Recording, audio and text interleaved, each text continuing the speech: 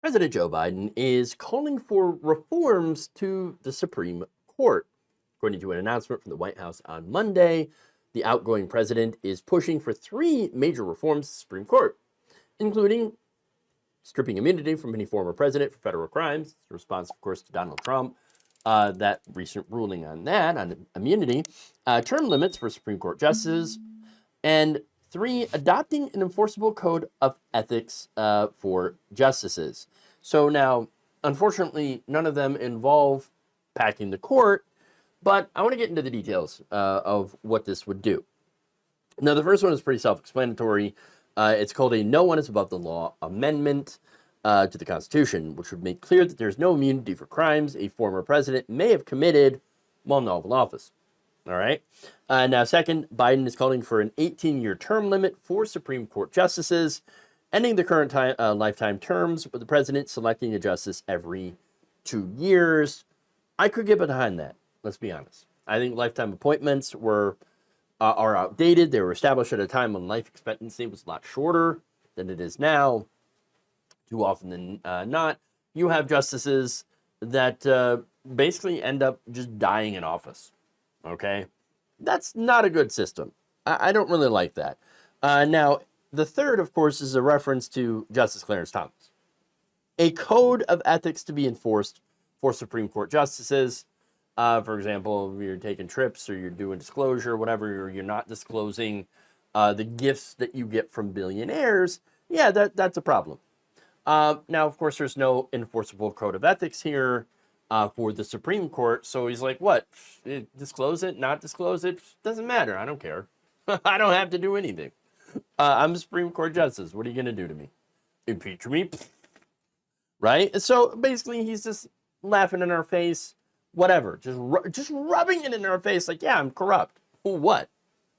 That's the whole purpose, right? That's the whole point of being here. For me, is to be corrupt and rule on the side of corporations. What? And that's exactly what he's done during his time. So now, the question is, how would that be enforced? Would there be fines, removal, prison time? We don't know.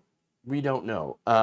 If it's like the code of ethics that is currently bound to other federal judges, well, then I have to say that it's not going to really amount to very much. It's not going to do much to discourage corruption because, as an NPR investigation found out, those judges are often not held accountable for violating their codes of ethics.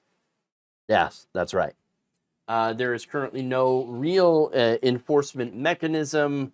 So unless Congress actually passes something with teeth, it's not going to do much. And of course, in order for it to pass Congress with any sort of, punishment for violating this code of ethics, yeah, it's not going to do anything. And it's very unlikely for anything like that to get through the Republican Party.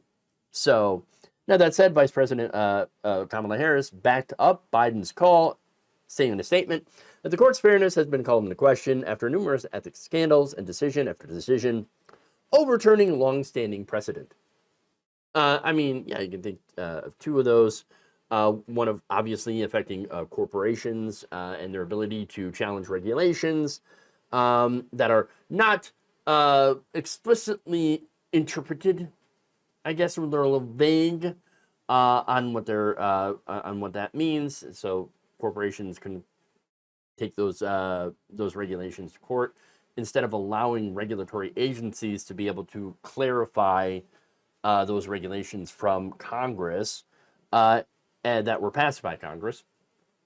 And then, of course, you have the other incredibly old precedent, which was Roe v. Wade, which is going to be very consequential in this election because it's very consequential to half the population.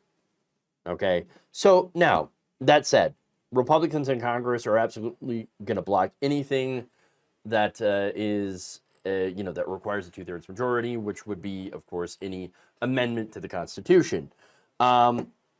So then, I mean, where do we go from here? I mean, there's always the option of packing the courts, right? Let me go back to that. So no, Joe Biden has been against it. You had members of Congress that are obviously against it, people like Joe Manchin. What about Kamala Harris? She was asked that question back in 2020 if she was open to it, and she said that she's open to having the conversation about packing the court. So now, fast forward today, that's one of the things that Senator Elizabeth Warren is actually calling on her to do.